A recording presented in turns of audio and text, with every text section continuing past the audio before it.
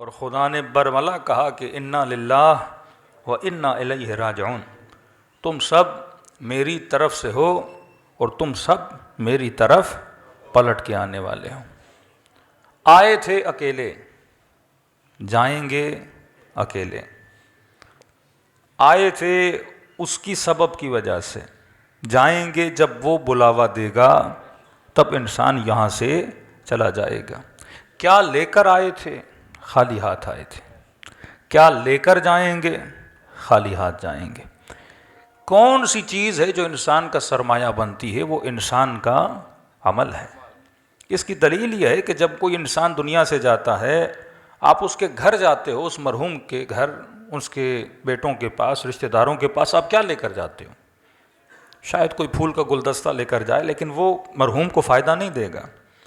جو بھی بندہ مرحوم کے گھر جاتا ہے، نہ کھانا لے کر جاتا ہے، نہ کوئی دنیاوی چیز لے کر جاتا ہے۔ چار لوگ آپس میں بیٹھتے ہیں، بھائی کس لیے آئے ہیں؟ کہا فاتحہ خوانی کے لیے آئے ہیں۔ مطلب مرنے کے بعد بھی اگر مجھے کوئی چیز فائدہ دے رہی ہے، وہ ایک چھوٹا سا سورہ فاتحہ ہے، ایک سورہ فاتحہ۔ جس بھی مرحوم کے گھر جاتے ہیں کیا پڑھتے ہیں؟ سورہ فاتحہ۔ کیا کرواتے ہیں؟ قرآن خوانی۔ اب انسان یہ سوچے کہ پوری زندگی جس فاتحہ سے میں دور رہا، پوری زندگی جس قرآن سے یہ بندہ دور رہا، اور مرنے کے بعد بھی جو لوگ میرے گھر آ رہے ہیں وہ کیا پڑھ رہے ہیں؟ قرآن پڑھ رہے ہیں۔ تب امیر المومنین فرماتے ہیں کہ وہ شیعہ ہو ہی نہیں سکتا جو کم از کم دن میں 40 آیتیں قرآن کی نہ پڑھے۔ قرآن کی دوری خدا کی دوری ہے، قرآن سے غفلت خدا سے غفلت ہے۔ کہ بندہ خدا تو آنکھوں سے خدا کو دیکھ تو نہیں سکتا، ہاتھوں سے خدا کو لمس تو نہیں کر سکتا، کوئی ایسا وجود نہیں ہے کہ جیسے تو دیکھ کر یہ کہے کہ میں اللہ کو محسوس کر رہا ہوں۔ تو اگر خدا کو کہیں سے محسوس کیا جاتا ہے، وہ خدا کے کلام سے خدا کو محسوس کیا جاتا ہے۔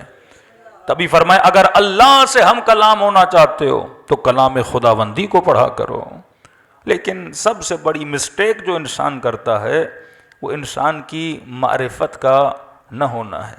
یہی جملہ کہ انا للہ و انا الیہ راجعون، تم سب اللہ کی طرف سے ہو اور تم سب اللہ کی طرف پلٹ کے جاؤ گے۔ دنیا کی معرفت تو ہمیں بہت ہے کہ کوئی پوچھے کہ کراچی کے علاقے کتنے ہیں، سڑکیں کون سی ہیں، کون سے علاقے ہیں جہاں غریب رہتے ہیں، کون سے علاقے جہاں امیر رہتے ہیں، ہم سب کو پتہ ہے۔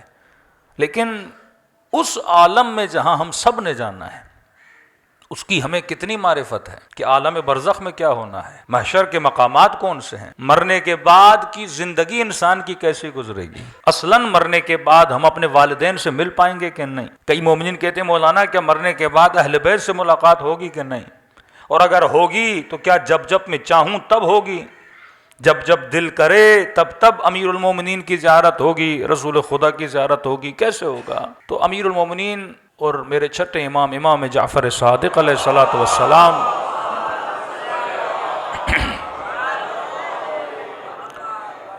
فرماتے ہیں دنیا کی زندگی اور آخرت کی زندگی میں ایک فرق ہے۔ دنیا کی زندگی ایک سوشل لائف ہے، جسے ہم اردو میں بولیں ایک اجتماعی زندگی ہے۔ مثلاً اگر ایک مولانا نے بھی یہاں تک آنا ہے تو کئی اسباب درکار ہیں، تب جا کر ایک مولوی یہاں پر آئے۔ اگر میں نے خطاب بھی کرنا ہے تو میری آواز آپ تک پہنچنے میں لاؤڈ کا ہونا ضروری ہے، لائٹ کا ہونا ضروری ہے، مجھے دیکھنے کے لیے آنکھوں کا ہونا ضروری ہے، آپ سے ہم کلام ہونے کے لیے آواز کا ہونا ضروری ہے، آنے کے لیے گاڑی کا بندہ محتاج ہے، یہاں تک کہ آپ کے سفرے پر جب ایک روٹی آتی ہے، یہ روٹی بھی کئی اسباب سے گزرتے ہوئے، کوئی کسان تھا جس نے دانہ ڈالا، گندم نکلی، گندم فلور مل میں گئی، آٹا بنا، آٹا آپ نے لیا، کوئی تھی جس نے روٹی بنائی، تب جا کے آپ کے سفرے پہ کیا آ گئی؟ روٹی آ گئی۔ یعنی یہاں بندہ جی ہی نہیں سکتا اگر انسان اسباب کے ساتھ جڑا ہوا نہ ہو۔ تبھی فرمایا جس کے اسباب جتنے مضبوط ہوں گے وہ زندگی اس کی اتنی کیا ہو جاتی ہے؟ آسان ہو جاتی ہے۔ لیکن فرمایا مرنے کے بعد جو زندگی ہے وہ زندگی بغیر اسباب کی زندگی ہے، یعنی یہاں بدن سے روح نکلی، اب وہ جو عالم ہے وہ عالم اسباب نہیں ہے، یہاں تو لوگوں کا محتاج ہے، وہاں پہ بندہ صرف اور صرف خدا کا محتاج ہے، وہاں ایک ہی سبب ہے اور وہ پروردگار عالم ہے۔ یعنی یہ نہیں کہ وہ آپ کسی کے محتاج ہوں. تو دو جملے استعمال کیے. فرمایا یہاں کی زندگی سوشل لائف ہے، اجتماعی زندگی ہے، لیکن مرنے کے بعد جو زندگی ہے وہ انفرادی زندگی ہے. یعنی جیسے روح بدن سے نکلی، اب جو سفر انسان طے کرے گا یہ تک و تنہائی کا سفر ہے. اب یہ نہیں کہ باپ مدد کرنے کے لیے آ جائے، بھائی مدد کرنے کے لیے آ جائے، کوئی غیر مدد کرنے کے لیے آ جائے. کہ نہیں، جتنے سال انسان سفر کرے گا تک و تنہا سفر کرے گا. کہ مولا کیا وہاں پہ کوئی مدد نہیں ہوگی؟ فرمایا اگر وہاں پہ کوئی مدد ہوگی بھی تو انسان کے اپنے عمل کی مدد ہے. لمحہ لمحہ جو تو نے گزارا ہے، اگر وہ لمحہ ذکر خدا میں گزرا ہے وہاں پہ نعمت بن کر آئے گا. اگر غفلت میں گزرا ہے، دعائے 15 امام زین العابدین فرماتے آئے خدا میں پناہ مانگتا ہوں ہر اس لذت سے جس لذت میں تیرا ذکر نہ ہو. کہ بندہ لذتیں حاصل کرتا جائے لیکن خدا کا ذکر نہ ہو. کھانا اللہ کی لذت ہے لیکن بسم اللہ پڑھ کے بندہ یہ لذت حاصل نہ کرے تو یہ لذت عبادت نہیں ہے، یہ لذت انسان کے لیے غفلت بن جاتی ہے. تو فرمایا وہاں پہ اگر کوئی چیز تمہارے کام آئے گی وہ کیا ہے؟ انسان کا اپنا عمل ہے. اب اسی لیے معصوم فرماتے ہیں ہر مرنے والا جب مرتا ہے، اب یہ نہیں کہ کوئی اسے دیکھتا نہیں ہے، جتنے بھی اس کے مرحومین ہیں اس کی روح کو آتا ہوا دیکھتے ہیں اور آپس میں بولتے ہیں ارے جائیں اس کو ریسیو کریں، ارے جائیں اس سے باتیں کریں. لیکن یہ مرحومین اس کو بولیں گے ابھی اس سے بات کرنے کی ضرورت نہیں ہے، کیونکہ یہ سکرات کے لمحوں سے گزر کے آیا ہے اور سکرات انسان کے وجود پہ ایسا شوق ڈال دیتا ہے کہ انسان بات کرنے کی صلاحیت نہیں رکھتا. کیسے چند لمحے چھوڑ دو، اسے چند گھڑیاں چھوڑ دو تاکہ اسے سمجھ آ جائے کہ میں دنیا سے نکل کر عالم آخرت میں آ گیا ہوں. پھر فرماتے ہیں کئی لمحوں کے گزرنے کے بعد جب یہ مرحوم تھوڑا ریلیکس ہو جاتا ہے اب اس سے ملنے آتے ہیں اور اس سے ایک سوال کرتے ہیں کہ تو جہاں سے آیا ہے وہاں پہ ہمارا فلاں رشتہ دار جو تھا اس کے حالات کیسے ہیں. اس سے پتا چلتا ہے کہ اوپر والوں کو نیچے والوں کے حالات کا پتہ نہیں ہے اور نیچے والوں کو اوپر والوں کے حالات کا پتہ نہیں ہے. لہٰذا یہ حالات کی معلومات کس سے لیتے ہیں؟ جو دنیا سے وہاں جا رہا ہے. کہ یہ بتا جو وہاں پر ہے اس کے حالات کیسے ہیں. یہاں تک بھی ان کو علم نہیں ہے کہ زندہ ہے یا مر گیا ہے، مالی حالات کیسے ہیں، زندگی کیسے گزر رہی ہے. فرماتے اگر یہ بولے گا کہ وہ مر چکا ہے تو ان کے چہروں پہ مایوسی آ جاتی ہے. اس کا مطلب مر تو چکا ہے لیکن ہم اس سے ملے نہیں ہیں، اور اگر ہم نہیں ملے تو اس کا مطلب یہ ہے یہ وادی سلام کی طرف نہیں گیا ہے، وادی برہوت کی طرف گیا ہے. اور اگر یہ سنتے ہیں کہ وہ زندہ ہے تو ان کے چہروں پہ خوشی آ جاتی ہے. اس کا مطلب ابھی تک اس عالم میں آیا نہیں ہے اور وہ دعا کرتے ہیں کہ پروردگارا اگر مر جائے تو اسے وادی سلامتی میں لا کر کھڑا کر دینا. فرماتے ہیں اس حد تک ان کا آپس میں ملنا جلنا ہوتا ہے کہ امیر المؤمنین وہاں پہ ملاقات کا سلسلہ کیسے ہوگا. فرمایا انفرادی زندگی ہے، وہاں طبقات ہیں. جو بہترین عمل کا مالک ہے وہ اوپر کے درجے پر ہوگا، جو کم ترین عمل کا مالک ہے وہ نچلے حصے میں ہوگا. اب کہا کہ دنیا میں آزادی ہے، مثلا یہاں پہ جو غریب علاقوں میں رہتے ہیں وہ شاید کسی گاڑی پہ چڑھ کے امیروں کے علاقوں کا دورہ کر لیں. ہاں، کوئی پاکستانی ویزا لگا کے کسی امیر ملک کا وزٹ کر لے. لیکن کہا کہ وہاں پہ یہ اجازت نہیں ہے. جو نچلے درجے میں ہے اسے اجازت نہیں کہ وہ اوپر والے درجے میں جائے. مثلا ہم جیسا گنہگار ہوگا اسے یہ اجازت نہیں کہ وہ سلمان کے گھر کا دورہ کر لے. اسے یہ اجازت نہیں کہ وہ انبیاء کے گھروں تک جائے. جو نیچے ہے اسے اوپر جانے کی اجازت نہیں ہے. لیکن فرمایا جو اوپر والے درجوں میں ہے ان کی مرضی ہے، وہ جب چاہیں نیچے والوں سے جا کے ملاقات کر سکتے ہیں.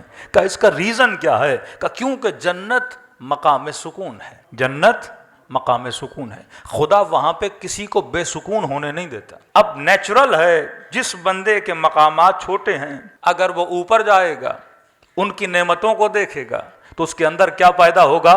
یأس اور حسرت پیدا ہو جائے گی، غمگین ہو جائے گا کہ یہ مقام میرے پاس کیوں نہیں ہے. لیکن اوپر والا جب نیچے آئے گا وہ اور اللہ کا شکر ادا کرے گا کہ خدا نے مجھے کیا عطا کی ہیں، نعمتیں عطا کی ہیں. تو فرمایا وہاں پہ اگر کوئی امیر المومنین سے ملنا چاہتا ہے اس میں مرضی میری نہیں ہے، مرضی علی کی ہے. جب وہ چاہیں گے ملنے آئیں گے، رسول جب چاہیں گے ملنے آئیں گے، سلمان جب چاہیں گے ملنے آئیں گے، شہداء جب چاہیں گے تو ملنے آئیں گے، ہمیں اجازت نہیں ہے۔ تبھی فرمایا یہ دنیا ہے، یہاں پہ اپنا مقام اتنا بلند کر کہ جب وہاں چلا جائے یہ مرضی تیرے ہاتھ میں رکھی جائے، تو جب چاہے علی کا دیدار کرنے چلا جائے۔ دوسرا سوال کیا کہ مولا کیا جس طرح یہاں پہ آپ لوگ آپس میں گیدر ہو گئے، جمع ہو گئے، کہ کوئی جمع ہی نہیں ہوتا کہ زندگی واقعاً تک و تنہا ہے؟ فرمان نہیں، ہفتے میں ایک دن اللہ نے رکھا ہے جس میں مومنین کو اللہ کیا کرتا ہے؟ جمع کرتا ہے۔ کہ کہاں پہ جمع کرتا ہے؟ فرمایا وادی السلام میں جمع کرتا ہے۔ یہ لفظ آپ نے بہت سنا ہوگا، وادی السلام اور وادی برہوت۔ اب یہ وادی السلام ہے کہاں جہاں پہ مومنین کو جمع کیا جائے؟ امیر المومنین اپنے ایک صحابی کے ساتھ کوفے سے نکلے، فرماتے ہیں کوفے کے 2 فرسخ یعنی 5-6 کلومیٹر 7 کلومیٹر کوفے سے ذرا دور ہوئے، تو مولا کا صحابی کہتا ہے تا حد نگاہ قبریں تھیں، قبرستان، اور جیسے وقت غروب قریب آیا، سورج اترنے کے قریب آیا تو امیر المومنین وہاں رک گئے، اور رکنے کے بعد علی نے کلام کرنا شروع کیا، باتیں کرنا شروع کی۔ اب کہتا ہے میری سمجھ میں نہیں آ رہے باتیں کس سے کر رہے ہیں، کیونکہ سامنے مجھے کوئی نظر نہیں آ رہا۔ اب میں نے کہا شاید مولا مردوں کو سلام کر رہے ہیں، السلام علیکم یا اہل لا الہ الا اللہ۔ یہ جملہ بڑا عجیب ہے کہ اے اہل لا الہ الا اللہ، ہم پر تمہارا سلام ہو۔ مطلب مرنے کے بعد ہر بندہ اہل لا الہ الا اللہ بن جائے گا، ہر بندہ معرفت خدا کو حاصل کر لے گا، ہر بندہ مقام پروردگار عالم کو جان جائے گا، کیونکہ موت معرفت کا ایک وہ پہلو ہے کہ جیسے بدن سے روح نکلتی ہے تو معرفت کا ایک ہلکی سی جھلک انسان میں آتی ہے، پروردگار عالم کی قرب خدا انسان کو ملتا ہے۔ تو کہتے ہیں امیر المومنین نے باتیں کرنا شروع کی، لیکن یہ کلام اتنا طولانی ہوا کہ گھنٹوں گزر گئے۔ کہتے ہیں میں تھک کے زمین پہ بیٹھ گیا، بالآخر میری ہمت جواب دے گئی، میں نے کہا امیر المومنین میں بیٹھ کے تھک گیا ہوں اور آپ ابھی تک کھڑے ہیں اور کلام کر رہے ہیں۔ امیر المومنین فرماتے ہیں اے میرے پیارے صحابی، اگر تمہاری آنکھوں سے اللہ پردے ہٹا دے تو حلقاً حلقہ تم یہاں پہ لوگوں کے گروہ گروہ دیکھو جو عالم برزخ سے وادی السلام میں آئے ہیں اپنے امیر المومنین سے ہم کلام ہونے کے لیے۔ ہر شب جمعہ ارواح کہاں آتی ہیں؟ وادی السلام میں آتی ہیں۔ اب وادی السلام یہ فزیکل وادی السلام نہیں ہے، لیکن ایک ایسی جگہ جہاں انبیاء کی ارواح، جہاں امیر المومنین کی روح موجود ہے، اور وہاں پہ کیا آ کر لے دنیا مقام عمل ہے۔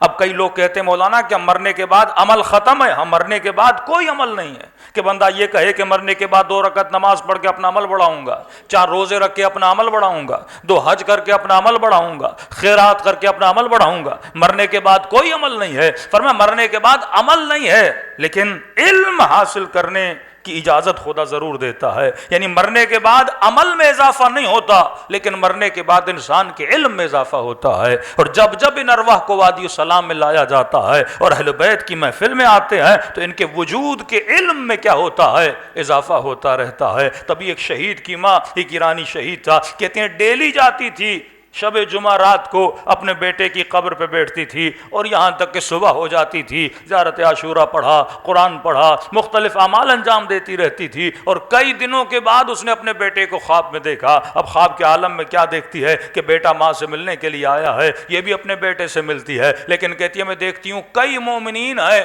جنہوں نے سامان سفر باندھا ہے اور وہ کہیں جانے کی تیاری کر رہے ہیں۔ میں نے بیٹے سے کہا کہ میرے لال یہ کہاں جا رہے ہیں؟ کہ اماں یہ وادی السلام جا رہے ہیں، امیر المومنین سے ملاقات کے لیے جا رہے ہیں۔ تو میں نے کہا بیٹا تو نہیں جائے گا؟ کہ اماں علی نے کہا ہے کہ جب تک ماں ہو تو ماں کے حضور میں بیٹھے رہنا، اور ماں چلی جائے تو پھر وادی السلام میں آنا۔ کہ اماں اسی لیے جب جب آپ آتی ہیں میں علی کی زیارت سے محروم ہو جاتا ہوں۔ تبھی شاید یہ مکروہ ہے کہ راتوں کو قبرستان نہ جایا کرو، دنوں کو قبرستان جایا کرو، کیونکہ راتوں کو مومنین کی ارواح کو وادی السلام میں بھیج دیا جاتا ہے۔ تبھی میرے چھٹے امام سے کسی نے کہا کہ مولا میرا بھائی بغداد میں ہے اور مجھے خوف ہے کہیں وہ مر جائے گا، اسے وہیں دفن کر دیا جائے گا، کیونکہ ہر مومن کی خواہش ہے میرے جسم کو وادی وادی سلام میں دفن کیا جائے تو میرے چھٹے امام فرماتے ہیں کہ مومن دنیا کے کسی بھی کونے میں مر جائے، جسم اس کا کہیں بھی دفن ہو، خدا حکم دیتا ہے کہ مومنوں کے جسموں کو وادی السلام میں لا کے دفن کر دیا جائے۔ صلوات پڑھے محمد و آل محمد۔